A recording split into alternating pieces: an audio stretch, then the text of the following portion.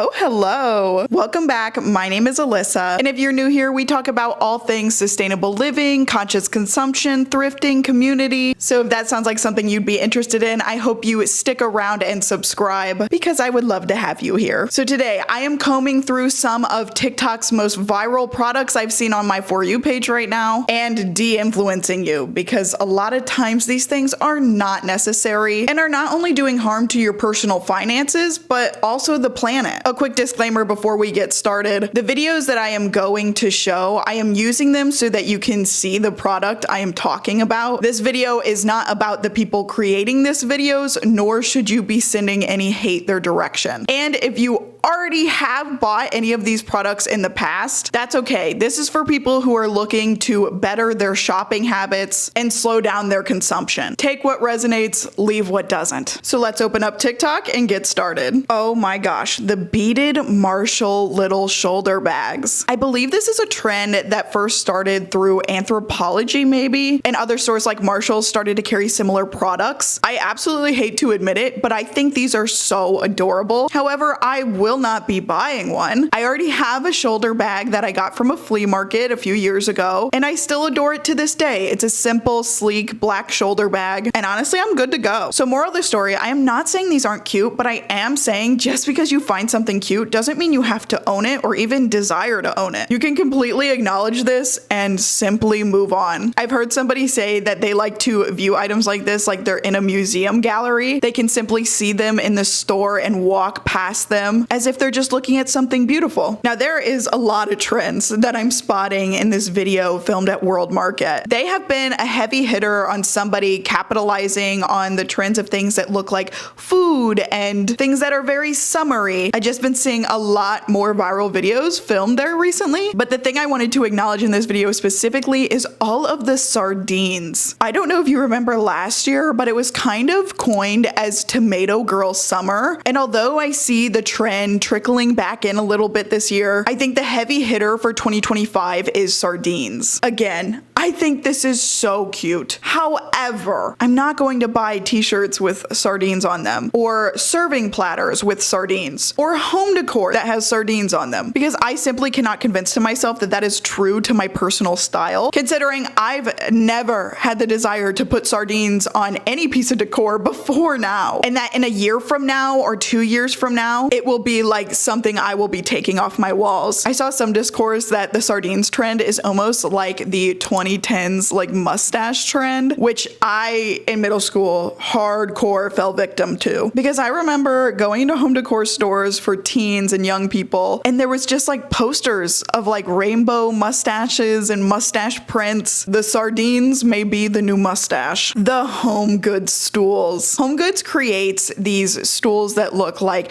different kinds of fruits and vegetables and drinks. It started off with a corn cob and like a citrus of some kind and a strawberry, and they were very cute. They of course went very viral, and lovers of these stools have pointed out that the quality has degraded over time. Home Goods saw the trend, saw the virality, saw the dollar signs essentially, that they could make a huge profit by chasing this trend. I highly doubt 5 years from now we're still going to be seeing these in people's homes. In fact, we will probably be seeing them litter the thrift stores. I do want to take a minute to acknowledge that sometimes there are viral products that you find out about via the internet that are absolutely worth the hype. Plus, could be a better option for your home and for the planet. Blueland's lineup of innovative cleaning products is one of my favorite examples of this. I first discovered them years ago through TikTok, and today they are the sponsor of this video. Blueland's laundry and dishwasher detergent tablets work just as good, if not better, than industry standard products you tend to see in stores. When I consistently have 2 basset hounds in my home trying to sniff everything in sight and lick what's in my dishwasher any chance they get, I have become rightfully picky about the cleaning products I choose to use in my home. Blueland meets a higher standard that I like to call Dog Mom Clean. Their plastic-free products are made with EPA Safer Choice, EWG verified, and cradle-to-cradle certified ingredients that prioritize the health of your home, plus acknowledging the health of our planet with compostable and refillable packaging. If you've been curious about implementing steps to have a cleaner, healthier home, consider this your sign to check out Blueland. Start making safer choices for yourself, the planet, and your kids, even the ones with fur, and get 15% off using my link. Okay, I was so late to the Laboos thing. I saw them in real life, started to get carried around before I ever saw them on my For You page. I guess I was not the target audience, to say the least. But what I think is interesting about Laboos is that the style of product is something you typically see kids and teens wear. You know, I remember having a Littlest Pet Shop on a keychain on my school backpack when I was in elementary school. But Laboos are typically carried around by adults, and maybe people who have more disposable income, meaning they have multiple. They also have cases for them. They also dress them. They have the real versions. They have the knockoff versions. And a lot of people feel like buying these things really heals their inner child. I would simply like to challenge you on that. But it goes back to what I said at the beginning of this video of, do you need them? Can you like something, acknowledge you think it's cute, consume it visually, and walk away from it? Does a small, trendy piece of, I believe,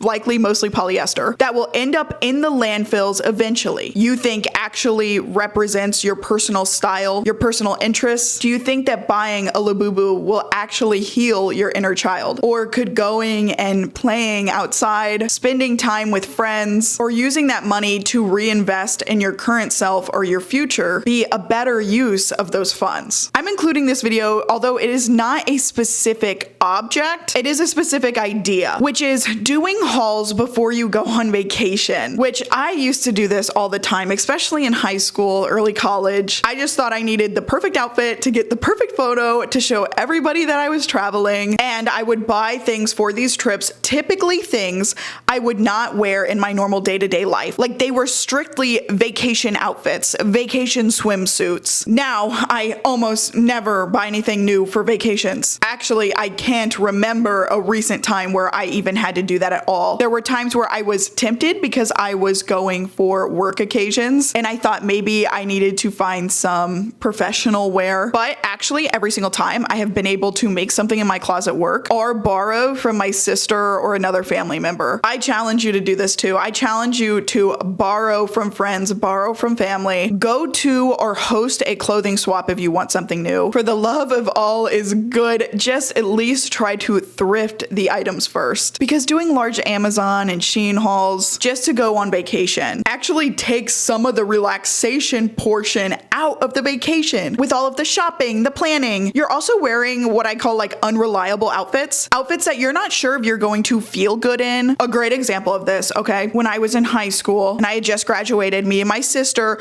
went to Chicago for Lollapalooza. It's a big music festival. I bought a really cute outfit for the event. At the time, I literally believe it was from Forever 21. Something that I just thought screamed music festival, but honestly, I would never wear to school, never wear in my regular life. And I get there and I try it on and I don't like the way it looks. It's slightly uncomfortable throughout the day. And there's parts of it that are kind of see-through. So I felt super not confident, and traveling is just a horrible time to have an unreliable outfit, because I believe you can still have fun without buying something new. This person is walking through what they call the Aldis aisle of shame. It's a portion of Aldis right in the middle that instead of having your food, your produce, and all your groceries, it has a bunch of stuff. Kind of think of the Target dollar spot in the front of the store. It's Aldi's version of that. It's been rising in popularity, and honestly, all the things I have to say about the Walmart and Target dollar spots is extremely similar to this spot in Aldi. The best piece of advice I can give to you before walking down these aisles is that if it is not on your list of things to buy and it's not something you had thought about buying before seeing it here, you don't need it. You are just adding clutter to your life and putting unnecessary dents in your wallet. I have incredibly mixed feelings about this tool. So it helps you cut cardboard very easily. And here's the thing, this could actually be a really cool accessibility aid if you're somebody who has trouble using their hands, experiences hand pain. My problem is that we take really cool devices like this and market them for extreme hyperconsumption. So this one is marketed as a way to tear up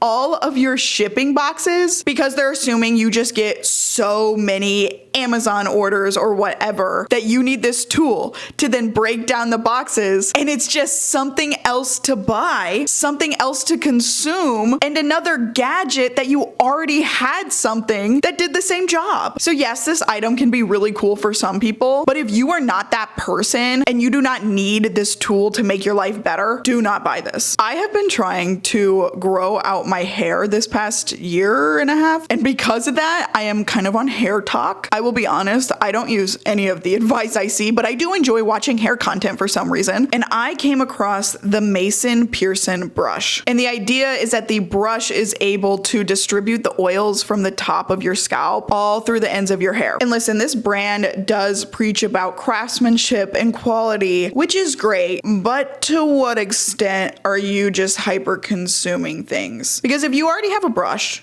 and you woke up this morning, you brush your hair and you like the way your hair looks today, you're probably good. No need to buy anything new. You're set. And I think this video is awesome how she's doing a side-by-side comparison to show that the difference is not so extreme and therefore the brush may not be worth it. That some people are saying that they do in fact see the difference whenever she's showing the side-by-side. But I would like to challenge that thought and say that if your friend showed up with their hairbrush today with the hairbrush they already had versus if they showed up to see you tomorrow with their hair brushed with this $140 hairbrush, I bet you would not actually notice the difference. Oh, not the Stanleys. Oh, they're always back. They always have a new accessory. Okay, am I crazy for this? Because there's only one straw and you're separating two different drinks, and that looks like such a pain to pick up the straw, scoot the lid over, put it in the next drink. Like, I'm sure you already have two tumblers. Just use the second tumbler. I have a really hard time getting behind this. I have a hard time getting behind any Stanley accessories, any water bottle accessories, because what? It's like dipping back and forth. Like, she used two Olipop, so that's better. But imagine if it was like coffee and water. Like, oh, you're very limited here. I absolutely can't with this. This is called the Crunch Cup. It keeps the cereal out of the milk so that you can eat cereal on the go. And this is something that I think a lot of people think would be a really cute gift, but it is definitely something that would quickly end up at the thrift stores. And I can just see it now. Just one of those little gadgets that have one singular use that just doesn't make a lot of sense. Because if you want to eat breakfast on the go, you should have an on-the-go breakfast. Some type of protein bar, granola bar. This is just a big hunk of plastic that serves one very specific purpose for a very specific situation that is not likely to even need to happen in your life. And to wrap things up, we have one of my more conflicting ones, which is the purse bowl. So the purse bowl started off as this really cute and fun idea, which is that if you have multiple purses, you can dump the items in your purse in a bowl, you know, so you don't have to have 3 different lipsticks for 3 different purses. You can have one lipstick. At the end of the day, dump out your purse, and then the next day, grab what you need from the items you already have before leaving for the day with your new purse. I think that's a great organizing idea, something that keeps things tidy, keeps you from buying more. But it has quickly, in fact, turned into the opposite, where people are going out. This video, I am pretty sure, I can't prove it, but it just looks like these things were bought for the purse bowl. I have a hard time believing these were just all the things they naturally had in their perfect purse. Plus, there's way too many options. I love how it started out as a really like organic, fun way to reuse a bowl in your house and keep things clean. And now it's turned into this, and people running to Home Goods and other home decor stores to shop for the perfect purse bowl. And it's just them looking at all the bowls they could possibly buy. Oh, it makes me so sad how we turn something so good and so simple into another reason to consume more stuff when we already have so much. Well, that is all I have for you today. Thank you so much for watching. I hope you enjoyed it because I enjoyed making it. And if you like this content and want to see more of it, be sure to stick around, like, and subscribe. And let me know in the comments, what are some viral products on your For You page that you are not participating in purchasing? All right, I'll see you next time.